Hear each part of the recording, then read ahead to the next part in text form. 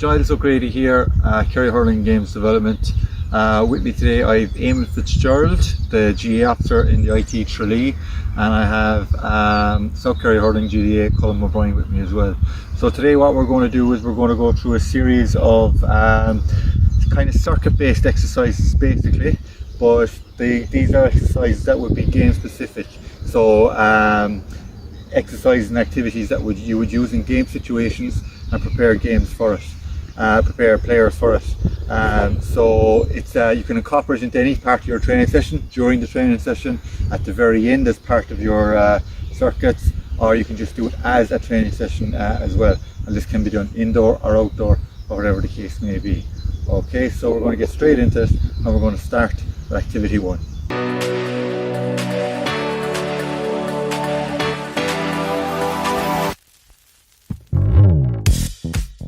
So for activity 1, we've got a circuit, an activity called concentration. So basically for this, I've got a square marked out here, 5 meters, 5 meters, 5 meters, 5 meters. In between, Eamon's in the same size square over there where the blue cones are, but in between we've got 15 meters. So the aim of this is basically, I'm going to strike the ball over to Eamon. I've got to perform an up down. So an up down is when you just down and up like that. So I've got to be ready then before Eamon hits the ball back to me. As the drill goes on, the body gets tired, the mind gets tired, and basically the aim of this is to see, can we get the strikes clean into the box while we're tired. Okay, so by the end of the exercise, it's almost like for the last 10-15 minutes of the game, or decision making, can we mind the ball, can we make sure to pass and get it into the box. Okay, so we're going to start now. Ready?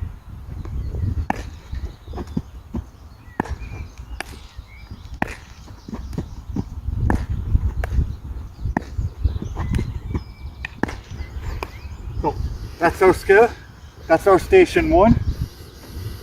So basically we're just striking the ball over and back 15 meters for 20 or 30 seconds, for however long you want the exercise to last, and to see, can we get a clean strike, an accurate strike for the whole 30 seconds. Now we're going to go on to skill 2.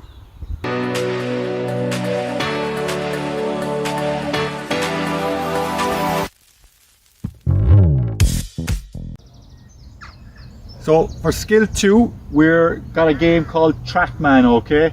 So basically what we're going to do is, Eamon's on a blue cone here.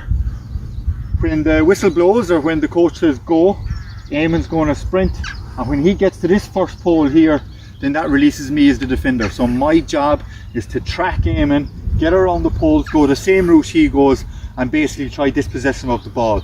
However long the activity lasts, whether it's 20 seconds, 30 seconds, whatever the case may be, within the rules of the game, Eamon's only allowed to catch the ball twice. Okay, outside at the very end, there's a red cone. So once Eamon gets around that, he's sprinting back here, and if he gets back here within the 30 seconds or 20 seconds, whatever the time allocated is, he stays going again until the whistle blows. Okay, and then when you come around to the next time you're doing this, you'd swap roles. I'd be the forward, Eamon would be the defender. Okay, I don't go until Eamon gets to this pole here. Okay, whenever you're ready, Eamon.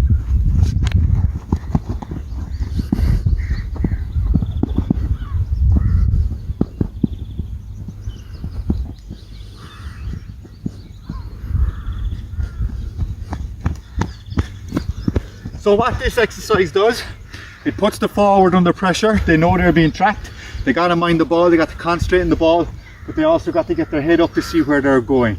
Okay, all my job is to just try track them down and try make a mistake so I can get in and dispossess the ball. Like I said, when the forward gets back here, if they're back before the time is up, they just keep going. That's skill 2.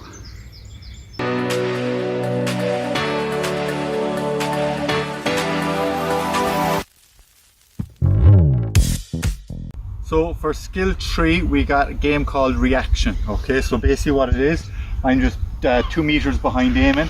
Eamon's going to face away from me, so he's going to have his back turned to me, and basically my job is to just pop the ball either at the side of Eamon or over his head, and he's got to react and try catch it like that. Okay, now one of the key things that we're looking for here in a game situation, obviously we're reacting when we see the ball so we can be quick off the mark, but also that our first initial step is forward, so that whether you're a back or a forward, that you're on your toes and that your first step isn't backwards, that your first step is always forwards to get out in front. Okay, so we'll just demonstrate 1 or 2 goes here.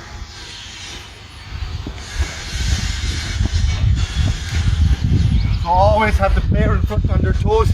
Like every exercise, we're in our twos for this, so we're just trying to get the players to react. First thing forward off the mat, and then we just swap roles. Okay, making sure that our first step, if we can, is forward by being on our toes. That's skill 3.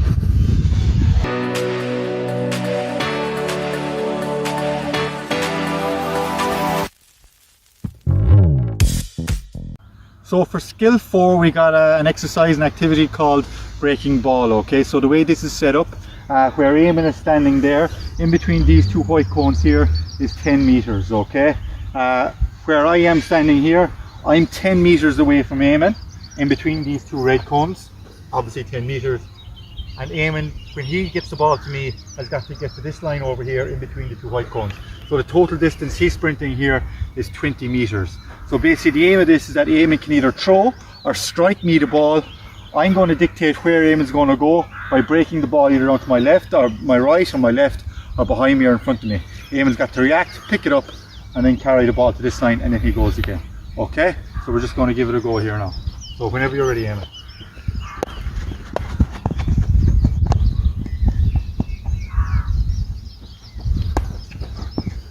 So as the player is throwing and catching the ball, so you can hold on a second, Eamon. So for a person that's trying to read a breaking ball, for Eamon, he should be trying to read where my body position is. So if I'm turning this way, chances are the ball's going to either drop here or in front. Okay, and likewise, if he strikes me the ball and I just turn this way, he knows he's got to work off on this side then. So it just gives players a little bit of reaction over 20 meters on the breaking ball. That's skill 4.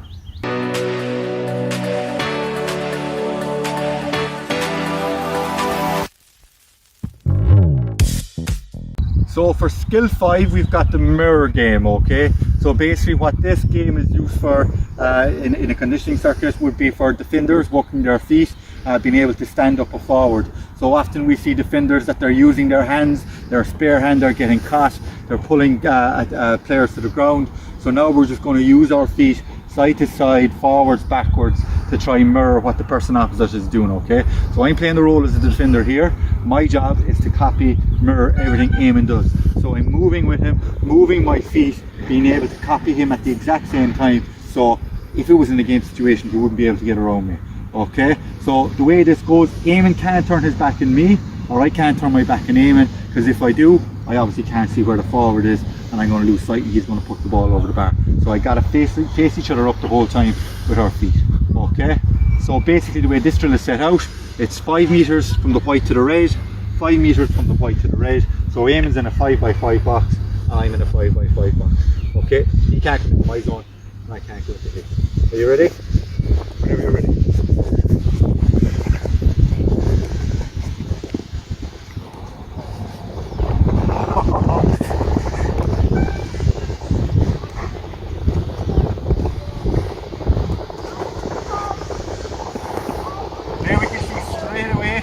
Forward has the advantage over the defender in that they're thinking that little bit quicker, and he knows what he's doing before I know what he's doing. Okay, so I've got to stay defending with my head up, keep my eye on Eamon, but at the same time still moving my feet, seeing what he's doing and not having my head down. So that's why we call it the mirror game, that I'm trying to copy everything Eamon does. That's skill 5.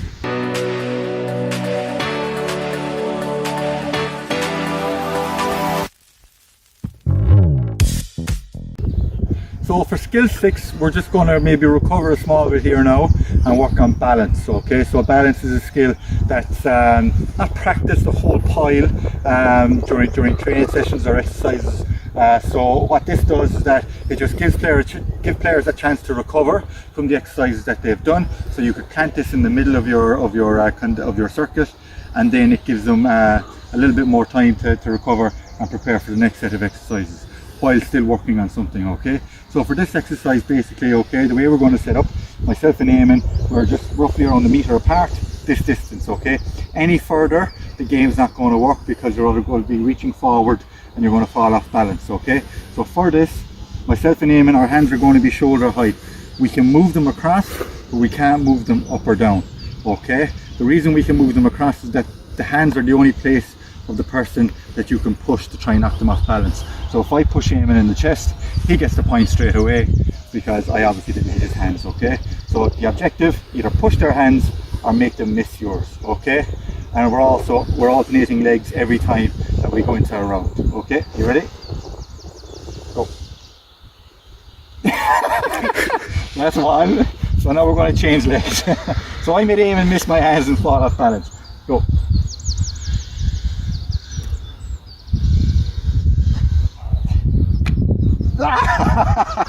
Alright, so just a couple of things there, like that. If you push them in the chest, they're going to, the other person gets the point. And also, if we see a lot of this, it's not really balancing, we're hopping here. Okay, so we got to get them to plant their foot on the ground and keep that foot planted. So we're just really working on our balance on each leg. Okay, that's skill 6.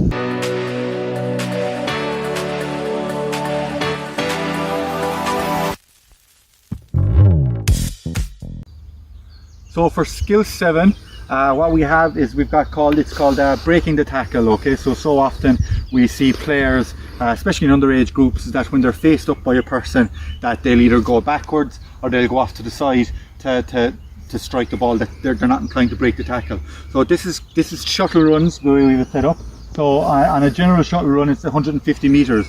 By that, it would be from the red cone all the ways out and back. That's the 150 meters. But the way it's broken down is like this. So by getting to the first cone, it's 5 meters, and you're always going back to the start line there. Okay. By getting to the second cone out here, you're after covering 20 meters, still back to the first line. Out to the third cone here, you're now after covering 45 meters, back to the first cone. Getting out to the second last cone then, which is 80 meters, back to the first cone, and then out to the last cone, which is 125, out from your very first cone. And if you get all the way back, that's your 150 meters. So for this, okay, generally these are done without, might be done without a ball, might be used as a fitness exercise. So we're going to use it as a breaking the tackle exercise. So Eamon's going to stand between me and the line that I'm supposed to get to every time. He's not going to apply a massive bit of force, but he's just going to try stop me, and I can just try break the tackle. After I break the tackle, I'm going to leave it on the line that I'm supposed to go to, and then Eamon will just recycle and recycle and recycle. Okay, every time you're starting with a jab lift. Are you ready?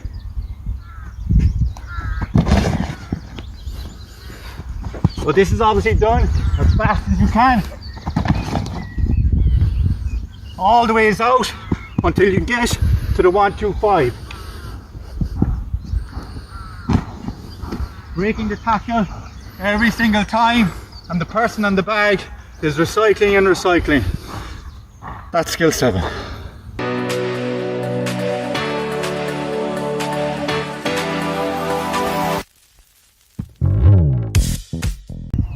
So for our last skill, we've got a skill called strike and move. Okay, so this is where we're going to take our 4 steps with the ball in our hand, and we're going to strike the ball to a player opposite, ideally a forward. Okay, so what this is aimed at working at is that generally, especially particularly maybe you might see with underage players, is that when they get the ball in their hand, their first instinct is to take a tap on their hurley or a touch on their hurley before they ever even move.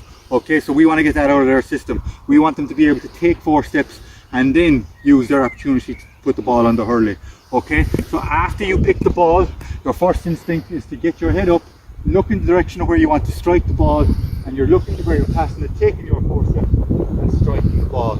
Okay, the reason for aiming outside, okay, so often we see a forward that's looking for a pass.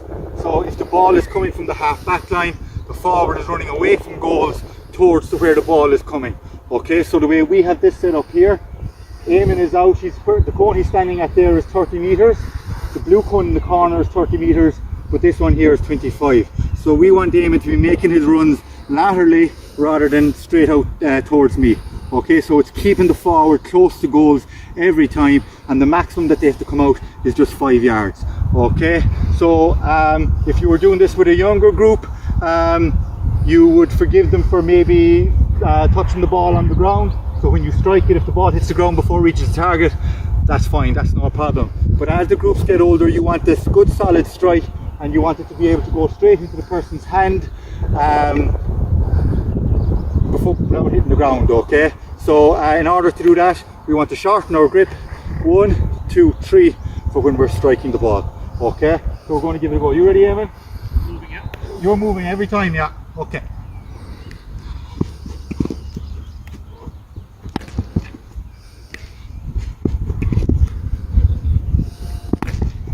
So Eamon's the inside forward. He's just moving left and right, trying to loosen the finger every single time. And all I'm doing is picking the ball, taking my 4 steps and striking every single time. Okay? That's our last and final skill.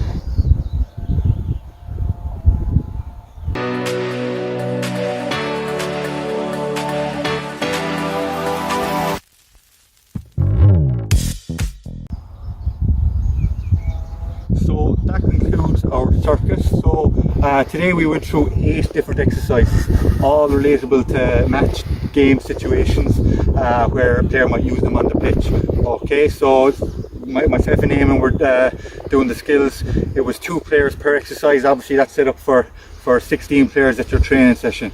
It's very easy to adapt it. If you've got 20 players, then you just add in maybe 2 extra stations, maybe an extra recovery station, but it's very easy to adapt this, okay? And like I said, it can be used as part of a session, so half the team can be doing a ball drill, half the team can be doing the circuits, or can be doing collectively at the end of a session, or just as a whole session. Okay, I hope you enjoyed it.